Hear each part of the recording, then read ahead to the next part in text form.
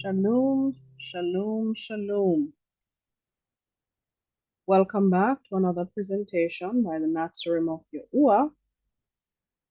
And of course, we are always excited when we're able to share and help others to be edified. If you are new to the channel, welcome to this ministry's presentation. For this presentation, we would have received a request to know and understand the name of the books in scripture. In Abryth, or Hebrew, of course, that's Hasapharym or Hasapharym Bakatab.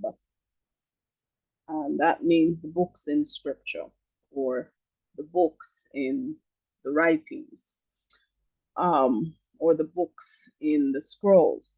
So we want to understand what in the Abryth or Hebrew would be the names of these books and some of these meanings as well. So of course, get your pen or pencil and paper so that you're able to write, because this is part of the Learning Abryth series. Of course, the following letters were not part of the Abryth or Hebrew alphabet. Of course, the first four were not represented in Abryth nor Greek list of letters. These are F, J, W, and V. The J and the W were not in the Abryth Greek nor Latin list of letters. These letters appeared much later in the English grouping of letters, now referred to as alphabet. The next three letters, now referred to as vowels, were not represented in the early Abryth, E, I, and O, but you will see them along with those four above them, now represented in a lot of the translations. We thought it important to say this because as we go through the names, you will notice that names that you see following the Aramaic translation into English will have these letters there, but they would not have been represented in the original context. And so by translation, these letters would not have been the letters to represent these words or names. All right, so let's get into it. Of course, we are first going to look at the sapharym or books. By the way, sapharym is the plural of Saphar. Saphar has now been changed to Cepher. So some persons may observe that one of the translations that attempts to renew or restore the names which were lost in other translations, modernized translations, is called Cepher. That word Cepher comes from Saphar, which means book, and sapharym is the plural, meaning books. Okay, so we're starting with the Tanakh, and Tanakh is what some would call an acronym that stands for Torah, Nabim, Katubim. Some would say Katabim.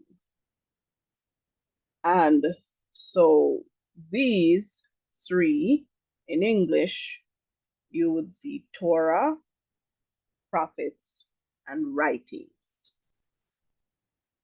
Now, first, we will show the books that most people are used to seeing. We will also show some of the books that were removed, and we will then go into books of the, well, some of the books of the renewed covenant. But what we are presenting today is by no means all the books, but some of the common books that you would hear persons speak of, and even in our presentations, you will see us using some of these names. So this presentation is aimed at assisting some people with being able to recognize and use or pronounce the names of various books in the Abryth. Again, you may see some other translations using E's, I's and O's, or V's or F's in their translations. We do not use those because they were not represented in the original context of pronunciations or how they really ought to look when translated. So we're going to begin with HaTorah, or the Torah. So on your screen, we have Sapharym Abryth, or books in Hebrew, what they are now called in English, and what the Abryth representations mean. So this is sort of how you will see most of the books listed as we go along. So we attempted to place the Abryth name, little help in brackets, with pronouncing those names, what these books are now called in the English, and what the Abryth names actually mean. You'll find that the meaning in some context really don't seem to have any relation with the words in English, and that is because a lot has changed, and some of these words in English took on their meanings from Greek representations, which would be different from what the original name meant. So we have 5 books here on the screen. There is Barashith, Barashith, and Barashith in English now in the translations is represented as Genesis. And the meaning of Barashith is in the beginning. Of course, Ba would mean in. If you recall some of our Abryth lessons when we looked at the Ba, so in the beginning, Barashith. Next we have Shamuth, Shamuth. And of course, now they call it Exodus. But Shamuth, by meaning, meant names. Then we have Uikara or Uyakara. So any of those, Uikara or Uyakara. And they now call that book Leviticus, but Uikara meant or means and he called, or and he called forth. Then we have Bamidbar or Bamidbar, some say. They now change They have now changed that to numbers. But Bamadabar, by meaning, is in the wilderness. Then there's Hadabarim.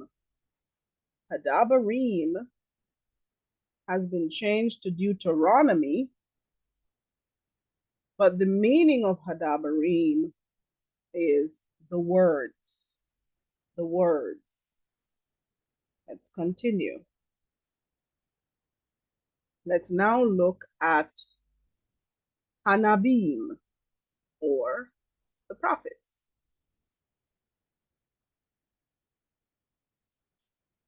So we have Yahusha ban Nun, of course, Joshua, son of Nun. And the meaning of Yahusha is YaHUaH is salvation, or YaHUaH is deliverance, brings deliverance. So that's Yahusha ban Nun. Then there's Shapatim, or Shapatim. That has now been represented as judges, and the meaning actually relates to this name, so judges or vindicators. Then there is Shamual. Shamual. In English, they have now called or changed the name. Remember, names don't translate. Okay, so a name is a name. Whatever you were born with, that's your name. It does not translate because of a language. But these translators have changed a lot of these names. Some of them they have left alone. So for example, Abraham remains the same. Adam, Ruth, these are Abryth names that they did not change in the translations. But let us continue. So Shamual means herd of YaHUaH, or name of YaHUaH. That's Shamual. Then there is Malakym. And Malakym, by meaning and also by the translators' English representation, is the same, meaning kings or rulers. But we prefer to say sovereigns or rulers. So sovereigns or rulers. Then we have Dabary Ha'Yamym. Dabary Ha'Yamym. For some of these words, for example, Dabary, you may see a V in place of the B, and so you may see Dabary. But let's continue. Dabary Ha'Yamym, and the English translators, Latin translators, Greek translators, they say chronicles. But the meaning of Dabary Ha'Yamym, words or matters of the days. Then we have Azara. Azara has been changed to Ezra, and the meaning of Azara is help or aid. Next we have Nakamya. Nakamya. And of course, with the khat, there's a guttural pronunciation or a guttural sound. Some persons have somewhat changed the khat to represent hat or an H sound. So in words that require the guttural kha, you may hear ha. So Nahamya becomes Nahamya for some translators. And of course, this was changed to Nehemiah. And Nahamya means comfort or consolation of YaHUaH. So that's YaHU. YaHU. Some may say Nahamya, you may see YaHU. Then there is YaHU, and YaHU was changed to Isaiah, and YaHU with the root word for deliverance or salvation, meaning Yasha, and YaHU being the short form of YaHUaH, means YaHUaH is salvation, or YaHUaH brings deliverance. Of course, in Abryth, you will find that various words take their meanings from root words or parent roots. So Yasha is a root word. And from this, you will find other words. So Yahusha, Yashayahu, Usha. These various words that I've just stated will be related to deliverance or salvation. Next, we have Yaram YaHU, and this was changed to Jeremiah. Yaram YaHU means YaHUaH will raise up, or YaHUaH is exalted. Let's continue with the Nabim, or the prophets. Next, we have YaHUaH, YaHUaH, and YaHUaH was changed to Ezekiel, and the meaning of YaHUaH is YaHUaH will strengthen. YaHUaH will strengthen, and YaHUaH, of course, speaks to our mighty one. Then there's Daniel, which was changed to Daniel, and you'll notice the al as we looked on in the presentation or the lesson on the Aleph, which comes from the root al, was changed to el. So you'll find that a number of the words that should have al at the end have el now, or even at the beginning. So Daniel means YaHUaH is my judge, or decision of YaHUaH. And of course, this is referring to YaHUaH, YaHUaH, or YaHUaH, Almighty One.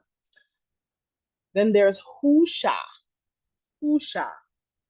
Again, we referred to this word when we were speaking of Yasha, meaning salvation, or Yashayahu, or Yahusha. So we have Husha, meaning salvation, or deliverer, or savior. Husha, and that, of course, was changed to Hosea, or Hosea. Next, there's YaHUaH, and that was changed to Joel.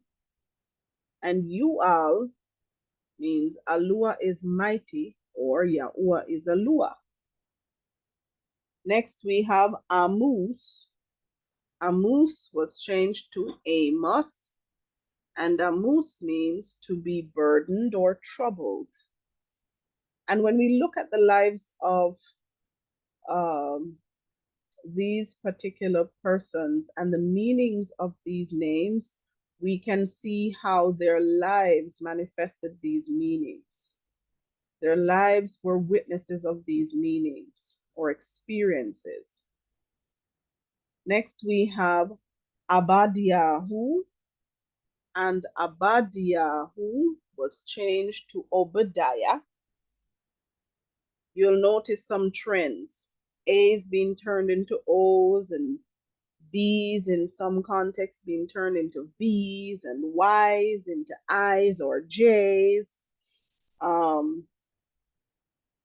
So, you know, there is a trend of certain letters being changed to particular letters. And so in determining the names of other books that we may not list in this lesson, you may use some of those particular patterns to determine what may have changed. So they typically change the A's to E's and O's. They will change some of the U's or the U's to O's and V's in some contexts. They will change B's to V's in some contexts, Y's to I's or J's. So these are some of the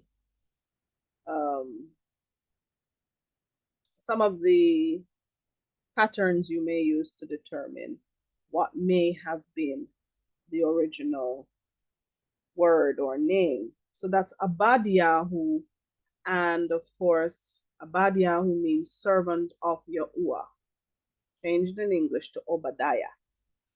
Then we have Yuna, which was changed to Jonah, and the meaning of Yuna is dove. Now this is interesting. We as the Natsum of YaHUaH believe that this may be because of the representations of this bird. We see where in the flood with Noah, this bird was used for bringing messages, a message of hope. Mention is made again in the renewed covenant at the time of Yahusha's immersion. You hear mention of the ruach like a dove. You hear mentions of this, and so just as Yuna had a message from the Most High to take to the people in Nineveh, it's very likely that that is how this name Yuna would have meant dove, because of the message that would have been brought. We continue. So there's YaHU or YaHU in some contexts, and that was changed to Micah. And YaHU means who is like YaHUaH, or who is for YaHUaH. We continue with Nahum. Nahum, again, Nahum, in some cases, they use only the H, and we see that this name was not changed. So Nahum, which is pronounced by some people now as Nahum, but it's really Nahum. And that means comfort or consoled. Then there's Habakkuk. Habakkuk, which did not change very much, so they have somewhat retained it, Habakkuk. And the meaning is to wrestle or to embrace. To wrestle or to embrace. So this has to do with some sort of clutching of some sort. Then we have Saphanyahu or Tsaphanya. So you'll see Tsafanyahu or you'll see Tsaphanya, and this was changed to Zephaniah. And Tsafanyahu means hidden by YaHUaH, or YaHUaH has hidden.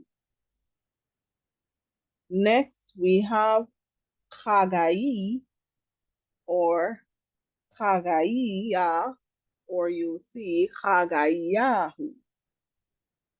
So Chagai was changed to Haggai, and the meaning of Haggai is my feast or festive or celebration. Next we have Zakharyahu, and of course Zakharyahu is Zachariah. And Zachariah, who means memory, or YaHUaH remembers. Then we have Malachi, which was changed to Malachi. And Malachi means my messenger, my minister, my servant. Malachi. Now we will look at Hakatubim, the scrolls or the writings, the records. That's another translation for this word, the records.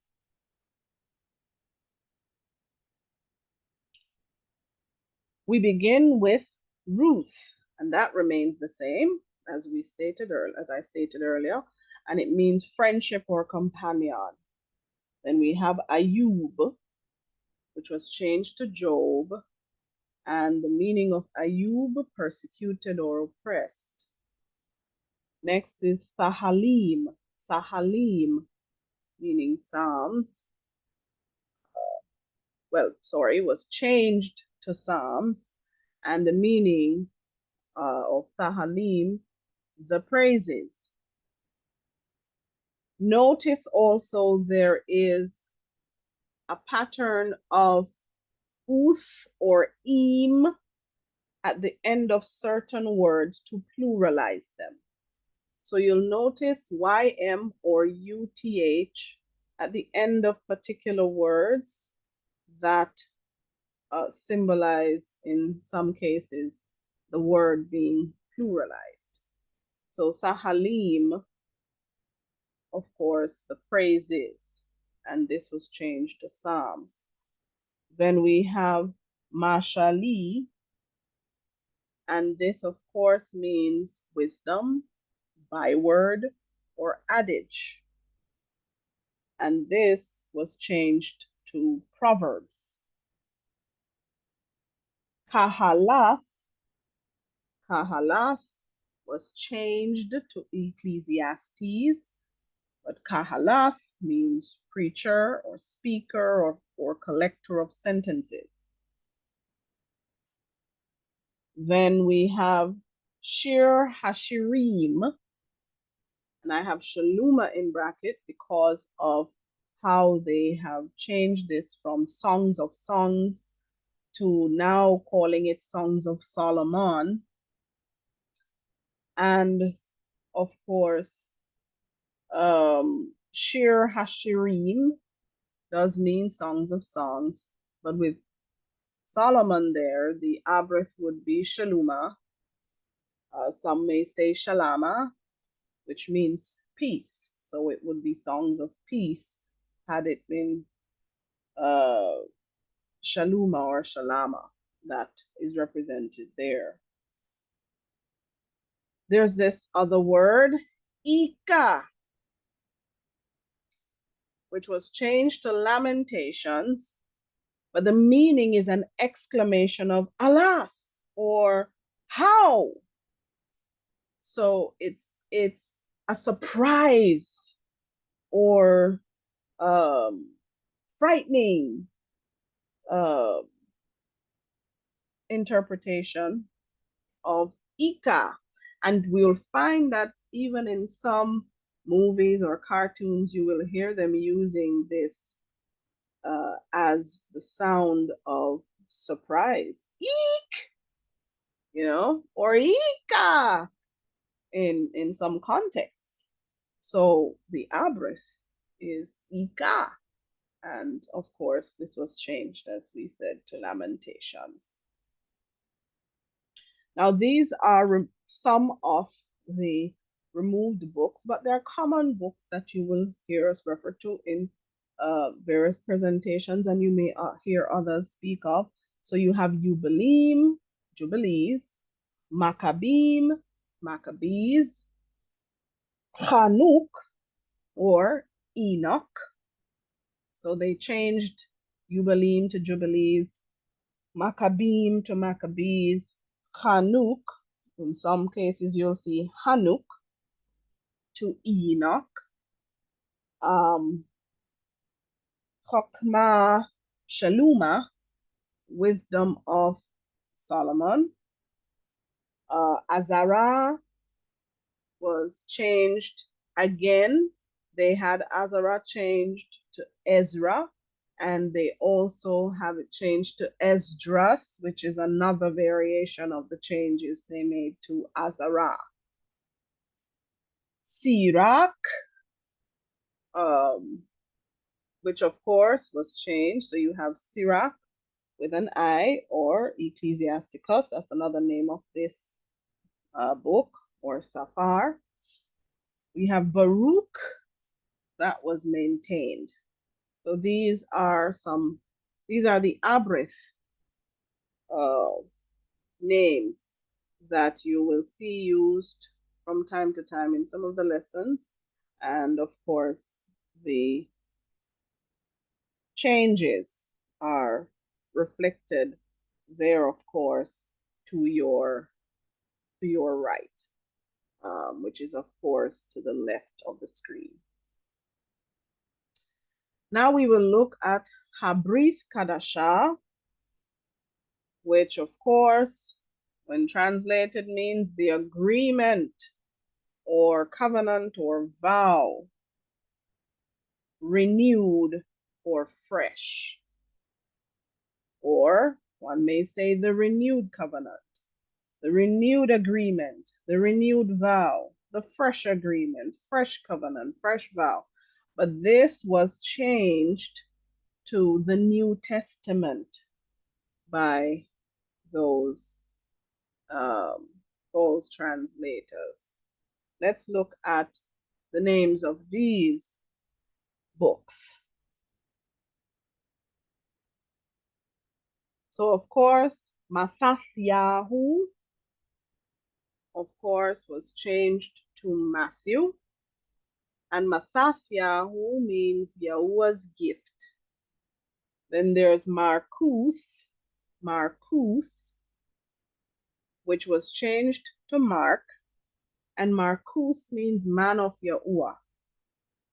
Then there is Lucas. Lucas was changed to Luke, and Lucas means the light. Then we have YaHUaH, and in some contexts you'll see persons use YaHUaH, but YaHUaH was changed to John, and YaHUaH means favored by YaHUaH. Next we have Ma'asim, which was changed to acts, is not far from the meaning. The meanings, works, actions, duties. That's Ma'asim. Then, of course, we have the names of those who lived in particular cities or regions. So, Rumaim would be those of Rome, and in English they say Romans. Kurantim, those of Corinth, in English they say Corinthians. Galatim, those of Galatia. Of course, they say in English Galatians. Aphasim, those of Ephesus. They call them Ephesians. Philphim, those of Philippi. Of course, they call them Philippians. Kulashim, those of Colossae. In English, Colossians. Thessalonikim, those of Thessalonica. And that is represented as Thessalonians. We have Timotheus, which was changed to Timothy. Timotheus means dear to YaHUaH. Next, Titus, and we apologize for not having the pronunciations on the slides for the renewed agreement or renewed covenant list. So T2s. And this, of course, was altered a bit, changing the Y to I to Titus. And the meaning of T2s is pleasing. Next, we have Alphilimum, sorry. Alphilimum. And Alphilimum means friendly. And that, of course, was changed to Philemon. Then we have Abarim or Abrim, which a number of persons would know, Hebrews. And those are, of course, of the lineage of Abraham. So it's not only those who are of Yisrael, but those who would have been of the lineage of Abraham. All those different groups, the various nations that came from Abraham, they are all referred to as Hebrews. Then we have YaHUaH, which was changed to James, but it really should have been Jacob. And YaHUaH means YaHUaH raises up. Next, we have Kapha. Kapha was changed to Peter, and Kapha means the rock or rock. And of course, it's speaking of Little Rock. Then we have YaHUdah,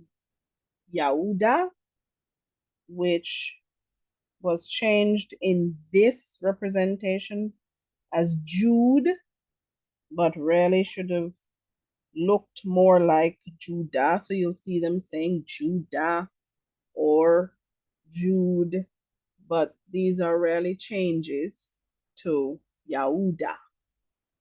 And YaHUdah means praise or thanksgiving. Then, of course, there is Chazun, and in some contexts, you'll see Hazun, and Hazun was changed to revelation. But in the meaning, we find vision, oracle, revealed, or prophesy, or prophecy. All right. So we have pretty much covered the more common books. There are so many other books that were removed, but we have covered those that are commonly known. So when you see these names coming up, you can take a little time, each time to study them so that you are aware of what these names really should have been or ought to have been. We hope this helps to bring some clarity and to edify some persons who did not already know, or a reminder for those who already knew and just needed a refresher course. So until our next lesson, Toda Rabba for joining. All honor and esteem to the Most High, YaHUaH. We are the Nazarene of YaHUaH. And of course, we say Akkad Ahava, which means one love.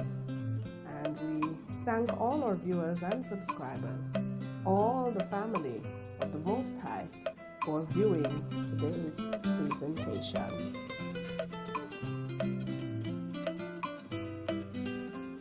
So remember to smash that like button.